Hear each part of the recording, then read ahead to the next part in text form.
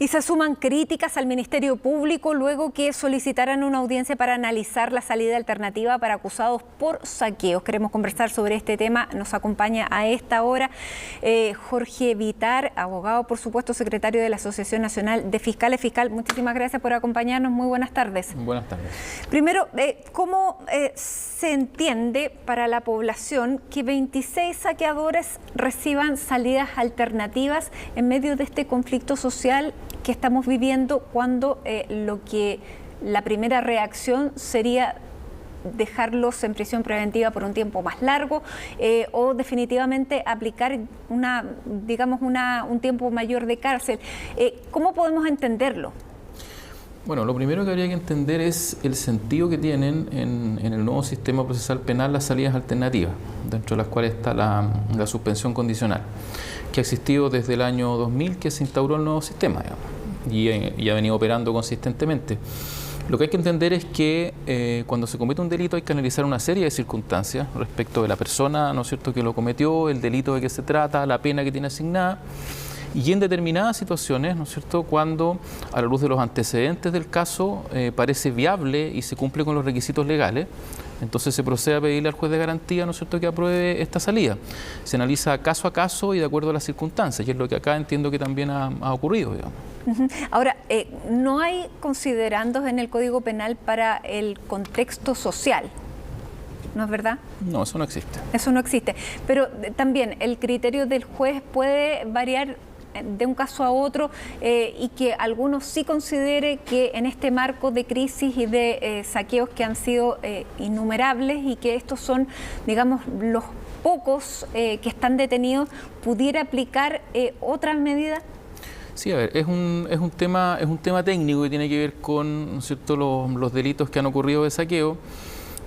Se podría eventualmente configurar alguna circunstancia agravante de responsabilidad penal, ¿no es cierto?, porque no existe un delito propiamente tal de saqueo. Y como digo, a la luz de esas circunstancias, analizando caso a caso, ¿no es cierto?, el Ministerio Público estima, hay que recordar también que en estos casos existen abogados querellantes, las más de las veces cuando han sido, ¿no es cierto?, supermercados o tiendas comerciales en las cuales se han cometido los delitos, para efecto de proceder a la salida, que tampoco implica, ¿no es cierto?, una medida de impunidad, sino que implica el sometimiento a una persona que de partida no tiene antecedentes penales, es decir, no tiene condenas anteriores, ¿cierto?, a una salida de este tipo, que también tiene por finalidad que el Ministerio Público pueda hacer una selección de los casos que requieren una mayor investigación, un mayor esfuerzo por parte de la institución junto con las policías para efecto de aclararlo. Que entiendo que aquí también ha ocurrido, o sea, hay casos más graves que requieren investigaciones de más largo aliento y en consecuencia, como los recursos son escasos y en esta situación de contingencia más aún, bueno, hay que hacer esa selectividad y esa división. Ahora, ¿no es un agravante que estos saqueos hayan ocurrido bajo estado de emergencia? Sí, claro. En determinadas circunstancias el Código Penal establece circunstancias agravantes, pero que en rigor no hacen variar, ¿no es cierto?, el marco penal significativamente, considerando, como digo, que en la mayoría de los casos son personas que no tienen antecedentes, por lo menos las que son sometidas condicionalmente, no tienen antecedentes, y por el contrario, si hay antecedentes anteriores o el delito reviste una especial gravedad, bueno, las estadísticas están sobre la mesa, se han decretado, ¿no es cierto?, numerosas prisiones preventivas, 2000 prisiones preventivas, entiendo, en este periodo, digamos, de situación de contingencia, y esas personas evidentemente quedan en prisión preventiva. Es decir, tampoco aquí se trata de que todas las personas que cometen delitos de saqueo queden libres, como se ha intentado, ¿no es cierto?, hacer aparecer. Cuando se produce el saqueo y se produce también un incendio, ¿eso es constitutivo de una prisión preventiva? El delito de incendio tiene una pena gravísima, ¿no es cierto?, de crimen, y en la mayoría de los casos, ¿no es cierto?, en esa situación el Ministerio Público pide la prisión preventiva y los jueces evidentemente que acceden a ello, digamos. Entiendo que en este caso de las 26 personas a las cuales se habría pedido recién una audiencia, entiendo que no cabe, digamos, esa situación del incendio. ¿Cuáles son las salidas alternativas para que lo tengamos claro? A ver, la suspensión condicional del procedimiento y los acuerdos reparatorios. En la primera salida alternativa, evidentemente que la participación del Ministerio Público es mucho más activa, se le propone al juez de garantía que la apruebe en atención a el delito, que no debe superar una pena de 3 años, ¿no es cierto?, y la persona no debe tener antecedentes anteriores en términos de condena. En los acuerdos reparatorios existe, ¿no es cierto?, una negociación indemnizatoria entre la víctima directamente y el imputado, y ahí la función de la Fiscalía, digamos, es mucho menor, evidentemente. Ahora, porque el Código Penal, el delito de saqueo ni siquiera lo tiene tipificado. Ese es digamos, un hecho de la causa, no existe el delito, lo primero. Y después lo otro que se ha planteado es que, ¿cuál es la característica de los saqueadores inicialmente? Porque eran delincuentes de ocasión, que esa es una característica distinta. Si nos puede explicar la diferencia, porque después lo que hemos visto en los últimos saqueos no son que son estas personas que no tenían antecedentes, sino que es muy distinto el perfil. ¿Cómo fue variando y cómo podemos calificar a los primeros? Bueno, como digo, ¿no es cierto?, hay distintas situaciones, desde las personas que fueron detenidas o son detenidas, ¿no es cierto?, rompiendo las protecciones de los locales comerciales o las tiendas y sustrayendo especies, que claramente es un delito, digamos, que amerita una reacción mucho más grave, y personas que son detenidas portando especies, ¿no es cierto?, en las cercanías del local comercial o en la tienda, y en ese caso particular, ¿no es cierto?, transcurrido por lo demás un determinado tiempo desde que la tienda fue abierta por otras personas, en ese caso evidentemente que la reacción va a ser menor. Y una persona que sea encontrada, ¿no es cierto?, con pocas especies o de poco valor y que no tenga antecedentes anteriores, insisto, parece desproporcionado en ese caso pedir la prisión preventiva para esa persona, y se puede optar por estas salidas alternativas, que son las que estamos discutiendo acá. ¿Ha variado el perfil del saqueador, si pudiéramos llamarlo de alguna manera? Desde los primeros días hasta lo que hemos visto, por ejemplo, en la cisterna durante la semana pasada. A ver, yo diría que lo que caracteriza a los saqueos iniciales de supermercados son, digamos, evidentemente una actuación en lo que se llama una turba de personas, ¿no es cierto?, que rompiendo protecciones, ingresando, y que posteriormente, ¿no es cierto?, se sumaban mucho más personas que cuando el local o la tienda ya estaba abierto sacaba especies. Entiendo que en el caso de la cisterna la situación fue un poco, digamos, más violenta, en términos de que no era al parecer la principal intención de estas personas sustraer especies directamente de valor desde la estación intermodal, sino que derechamente causar daño, digamos, con otra connotación, yo creo que distinta. ¿Cómo se responden los abogados del gobierno, el abogado Donoso, Sanfeliu, Bofill, Saliasnik, que han dicho que esto es insólito, que se trata de abandono de deberes graves en los momentos que atraviesa el país, la actitud de la Fiscalía, y que se está diciendo con esto a la ciudadanía que estos delitos y estos saqueos no son graves y que no van a ser perseguidos?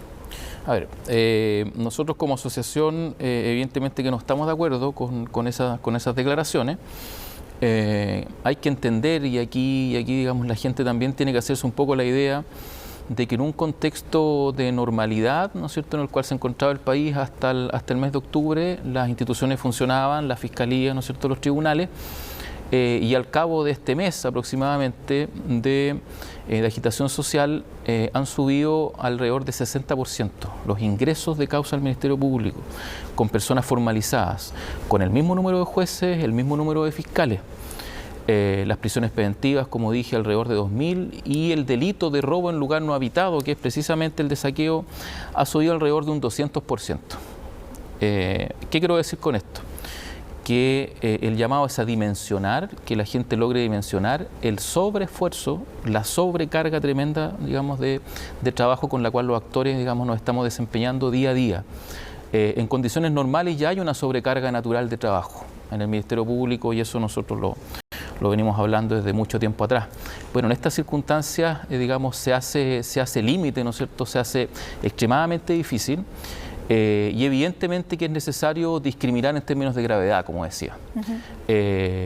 No se puede pedir prisión preventiva a todas las personas, ¿no es cierto?, que son detenidas. Ha habido 30.000 audiencias de control de detención.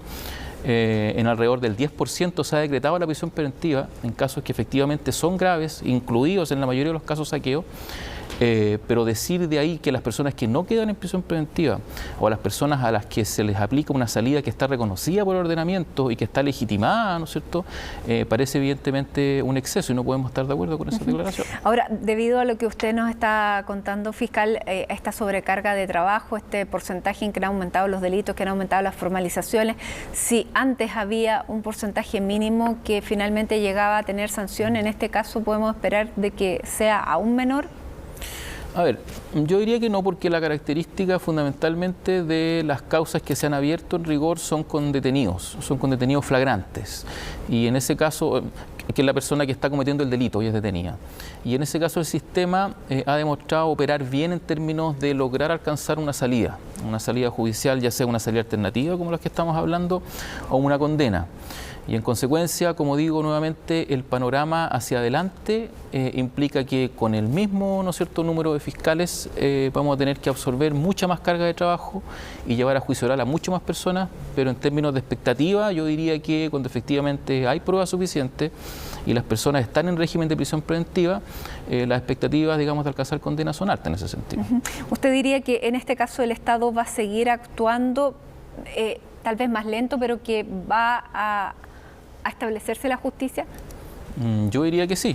Yo tiendo a pensar que en estos tiempos difíciles es donde ha quedado, digamos, más de manifiesto la importancia que tiene el sistema de justicia y fundamentalmente el Ministerio Público, que absorbe la mayor carga de trabajo en términos de denuncias, detenidos, audiencias, porque hemos respondido hasta el momento, entiendo yo, digamos, de manera adecuada, ¿no es cierto?, cumpliendo con estándares legales, investigando con objetividad y los distintos tipos de delitos, ¿no es cierto?, tanto saqueo, digamos, delitos contra los derechos humanos, que también hay personas privadas de libertad en ese sentido. Y en consecuencia yo diría que el sistema está funcionando bien, y la expectativa hacia adelante es que con la sobrecarga natural de trabajo debiera continuar así. Y en ese caso se hace una categorización de las causas que van a salir primero. Por ejemplo, se pone antes la carpeta del delito, no sé, contra los derechos humanos o actos violentos, antes que un saqueo, por ejemplo. A ver, la duración de una investigación tiene que ver fundamentalmente con la complejidad de la investigación, ¿ya? Y en ese sentido, claro, cada tipo de delito tiene su ritmo distinto. En el caso de los saqueos, bueno, si fue detenido flagrante, vamos a tener a los funcionarios policiales. En algunos casos vamos a tener también cámaras, ya sea de las tiendas, digamos, o que estén instaladas en la vía pública, que pueden ayudar, y eso evidentemente lleva un tiempo de investigación. En el caso de delitos contra derechos humanos, la investigación también es extensa, digamos, hay que investigar una serie de situaciones, tomar declaraciones, y eso es lo que va a dar en definitiva el tiempo. No hay una priorización acá respecto, digamos, de determinado número de delitos sí y otros no. Yo diría que aquí, como digo, la sobrecarga está actuando por parejo, por decirlo así. A los fiscales se han asignado mucho más casos de los que llevan, ¿no es cierto?, de manera habitual, y en consecuencia, apurando esos ritmos de investigación, van a tener que llegar todos a juicio oral en un tiempo razonable, que por lo demás lo que establece el ordenamiento. Fiscal, ¿qué le parecen las declaraciones del senador Iván Moreira, que dice fiscal nacional le pide la renuncia por su inoperancia que ha tenido para afrontar la crisis al no impedir que violentistas y saqueadores vayan a la cárcel? Dice, no podemos tener un fiscal sentado detrás del escritorio, está molesto por la impunidad. ¿Cómo responde usted? A ver, lo que yo podría decir es que los números hablan en este caso por sí mismos. El número de personas formalizadas, en este caso, como dije, se ha incrementado exponencialmente en este periodo, y los fiscales hemos estado cumpliendo nuestras funciones, ¿no es cierto?, como si fuera un periodo de normalidad. Como bien se sabe, la audiencia de formalización tiene un plazo de 24 horas desde la detención. Bueno, esos plazos se han mantenido inalterables. No es que se hayan suspendido audiencias, no es que personas detenidas hayan permanecido en centros de detención más allá del plazo legal. En consecuencia, el decir que no se ha cumplido la función me parece que es inadecuado, digamos, porque como dije anteriormente, y las cifras ahí han sido reveladas en estos días, efectivamente se está cumpliendo la labor con sobreexigencia, con un número de prisiones preventivas bastante alto, y en consecuencia no veo cómo eso podría ser una señal de impunidad, no alcanzo a entenderlo. Muy bien, fiscal Jorge Vitar, secretario de la Asociación Nacional de Fiscales, muchísimas gracias por acompañarnos esta tarde para entender también cómo se realizan estos procedimientos. Muchísimas gracias.